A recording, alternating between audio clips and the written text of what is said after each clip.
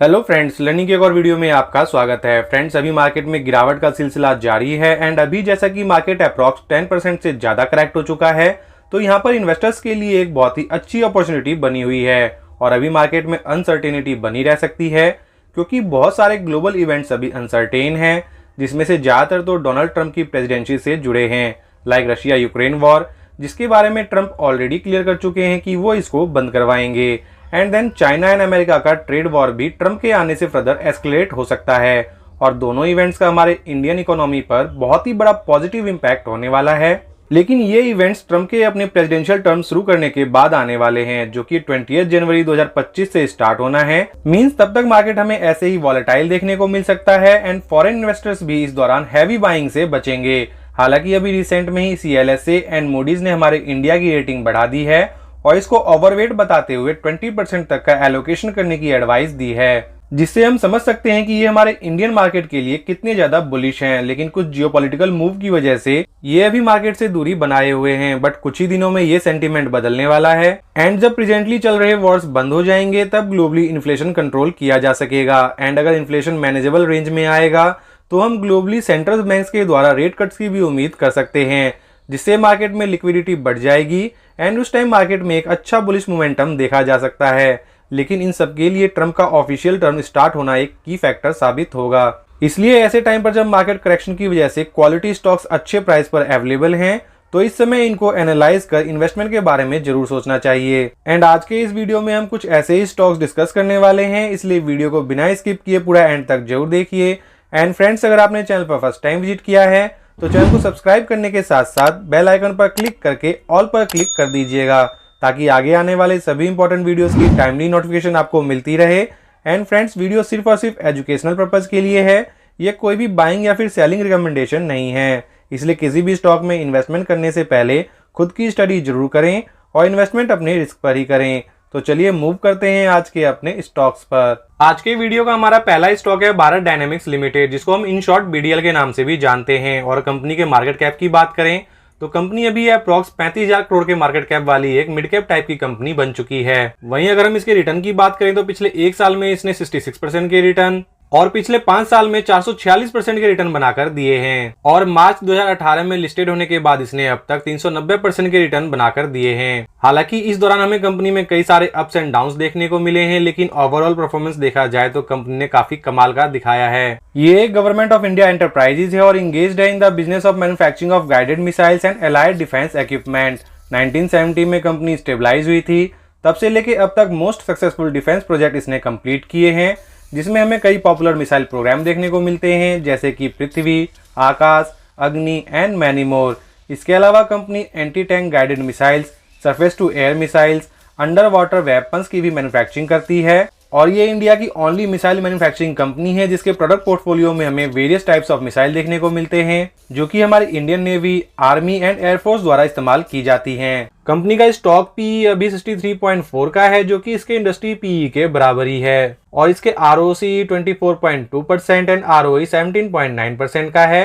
And date to equity तो इसका बहुत ही कमाल का 0 देखने को मिल रहा है। और कंपनी ने 1795 का ऑल टाइम हाई लगाने के बाद अभी ये 957 के लेवल पर ट्रेड कर रही है। एंड फ्रेंड्स, अभी रिसेंटली ही गवर्नमेंट का फोकस डिफेंस सेक्टर की ओर बहुत ही तेजी से झुका है, जिसकी वजह से इस सेक्टर में काम करने वाली कंपनियों को बहुत ही तगड़ा बेनिफिट हुआ है। और अगर हम बात करें चाहे हमारे एयरक्राफ्ट हो या फिर फाइटर जेट्स, ये बिना मिसाइल के किसी काम के नहीं। और ये कंपनी बहुत ही बेहतरीन मिसाइल बनाती है, जिसका इस्तेमाल हमारे तीनों फोर्सों द्वारा किया जाता है। और रिसेंट में ही कंपनी ने फॉरेन डील्स भी क्रैक किए हैं और इसने अपने मिसाइल्स का एक्सपोर्ट भी करना चालू कर दिया है, जिसमें पहला एक्सपोर्ट हमें अर्मीनिया से होते हुए देखने को मिल रहा है। इन शॉर्ट कहा जाए तो कंपनी का फ्यूचर हमें बहुत ही ज्यादा ब्राइट दिखता है और आने वाले टाइम में ये कंपनी बहुत ही अच्छे तरीके से ग्रो कर सकती है। इसलिए राइट टाइम है इस टाइप की कंपनी को स्टडी करने के लिए।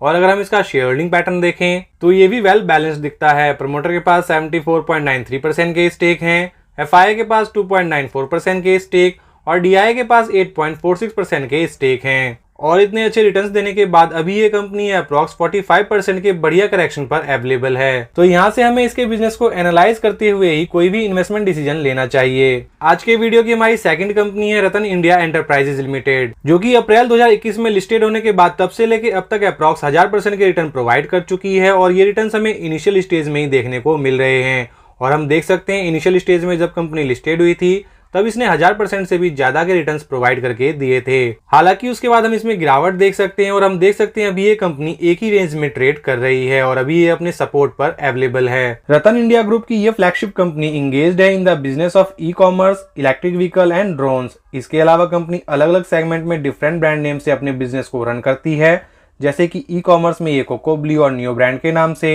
एंड इलेक्ट्रिक व्हीकल में रिवॉल्ट के नाम से जिसमें इसका 100% का स्टेक है, फिनटेक में नियोटेक एंटरप्राइजेज के नाम से, और ड्रोन्स में नियो स्काई इंडिया के नाम से अपने प्रोडक्ट ऑफर करती है। और इसके बिजनेस में जो सबसे बड़ा की फैक्टर है वो है ड्रोन्स। कंपनी ड्रोन्स की मैन्युफैक्चरिंग करती है और ये ड्रोन्स जो है फ्यूचर में बहुत ही बड़े काम आ सकते हैं और यही एक ऐसा सेगमेंट है जिसकी वजह से ये कंपनी काफी ज्यादा अट्रैक्टिव हो जाती है, क्योंकि फ्रेंड्स इन फ्यूचर ये ड्रोन्स बहुत सारे काम करते हुए देखने को मिलेंगे और जो कंपनी इस सेगमेंट में काम करेगी एंड उसको अच्छे ऑर्डर्स मिल गए वो कंपनी आने वाले टाइम में कमाल कर सकती है। हालांकि अभी प्रेजेंटली कंपनी के ROC एंड ROE तो बहुत ही खराब देखने को मिलते हैं, लेकिन कंपनी फ्यूचरिस्टिक सेगमेंट में काम करती है और इन फ्यूचर ये कंपनी जैसे जैसे ऑर्डर ग्रैब करते हुए जाएगी और अपने प्रॉफिट को मेंटेन करेगी वैसे वैसे ही हमें इसके ROC एंड ROE अच्छे होते हुए देखने को मिल जाएंगे। हालांकि अभी कंपनी का वैल्यूएशन बहुत ही अट्रैक्टिव है। इसका स्टॉक P 11.8 का है तो वही इंडस्ट्री P 31.8 का है और इंट्रिंसिक वैल्यू देखें तो 73.8 का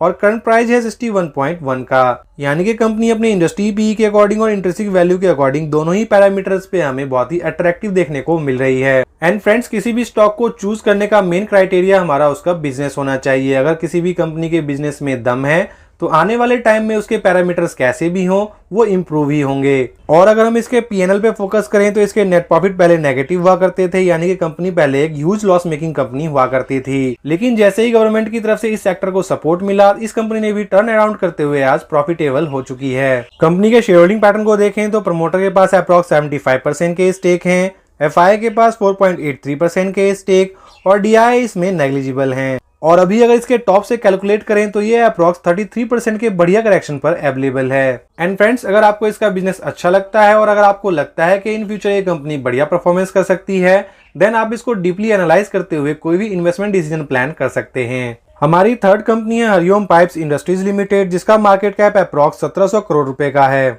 और अप्रैल 2022 में लिस्टेड होने के बाद इसने अब तक 145% के रिटर्न्स बनाकर दिए हैं। एंड अभी अगर देखें तो ये अपने स्ट्रॉन्ग सपोर्ट पर अवेलेबल है। कंपनी का हेडक्वार्टर हैदराबाद में है जहां से ये अपने बिजनेस को ऑपरेट करती है और मेनली साउथ इंडियन मार्केट में ही कंपनी का प्रेजेंस है और इसके प्रोडक्ट पोर्टफोलियो में वेरियस वैरायटी जैसे कि mild steel billet, pipe and tubes, hot rolled coils and scaffolding system जिसका इस्तेमाल various industrial application and multiple segment में देखने को मिलता है। कंपनी के सेल्स टाइमली बहुत ही अच्छे तरीके से इंक्रीज हुए हैं, जैसा कि हम देख सकते हैं मार्च 2017 में इसके सेल्स केवल 87 करोड़ के हुआ करते थे जो कि अभी बढ़कर 1268 करोड़ के हो चुके हैं। यानी कि कुछ ही सालों में कंपनी ने अपने सेल्स को 12 टाइम से भी ज्यादा इंक्रीज किया है, जिसका इम्पैक्ट हमें नेट प्रॉफिट में भी देखने को मिलता है।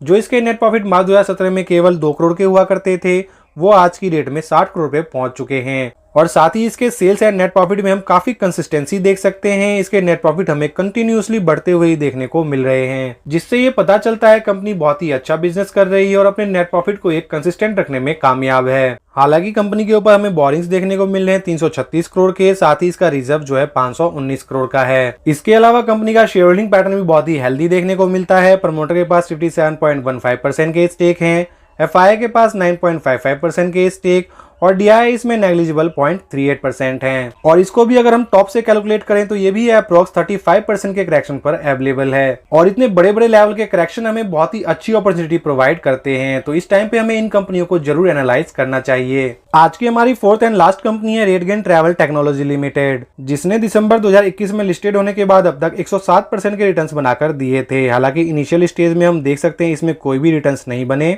और जो भी रिटर्न्स बने हैं वो मई 2023 से लेकर फरवरी 2024 के बीच ही बने हैं और उसके बाद से कंपनी हम देख सकते हैं कंसोलिडेट कर रही है। ये ग्लोबली एक लीडिंग डिस्ट्रीब्यूशन टेक्नोलॉजी कंपनी है और largest software as a service provider है in the field of travel and hospitality service across different verticals like hotels, airlines, online travel agent, meta search companies, car rentals, cruise, package providers and many more. And company का market cap अभी 8,326 करोड़ का है और stock भी 44.3 का है, जो कि इसके इंडस्ट्री पीई के आसपास ही है। वहीं ROC 17.4% और ROE 13.4% का है और 922 रुपए का ऑल टाइम हाई लगाने के बाद अभी ये 706 रुपए के लेवल पर ट्रेड कर रही है। इसके साथ ही कंपनी का डेट टू इक्विटी भी बहुत ही बढ़िया है और रिसेंट में ही जो कंपनी के Q2 के रिजल्ट्स आए हैं वो भी काफी शानदार रहे हैं, चाहे हम सेल्स की बात करें या फिर नेट प्रॉफिट की।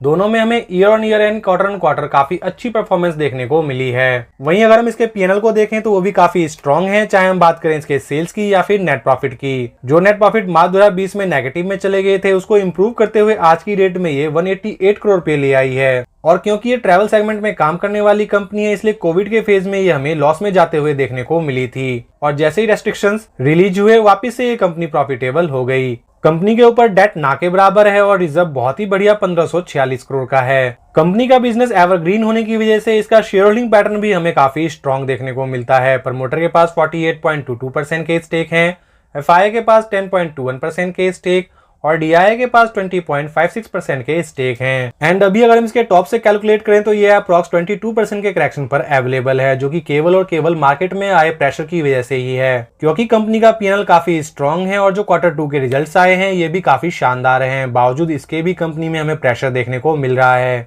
इसलिए इस गोल्डन टाइम पे इस टाइप की कंपनियों को हमें डीपली एनालाइज करते हुए फ्यूचर के इन्वेस्टमेंट के बारे में जरूर ध्यान देना चाहिए। तो फ्रेंड्स, फ्यूचरिस्टिक बिजनेस करने वाली ये कंपनीज काफी अच्छा ग्रोथ कर सकती हैं, इसलिए इनको डीपली एनालाइज करते हुए ही हमें कोई भी इन्वेस्टमेंट डिसीजन लेना चाहिए। एंड फ्रेंड्स, आपकी इन स्टॉक्स के बारे में क्या राय है कमेंट कर जरूर बताएं। वीडियो को लाइक एंड चैनल को सब्सक्राइब जरूर करें। Thank you for watching this video.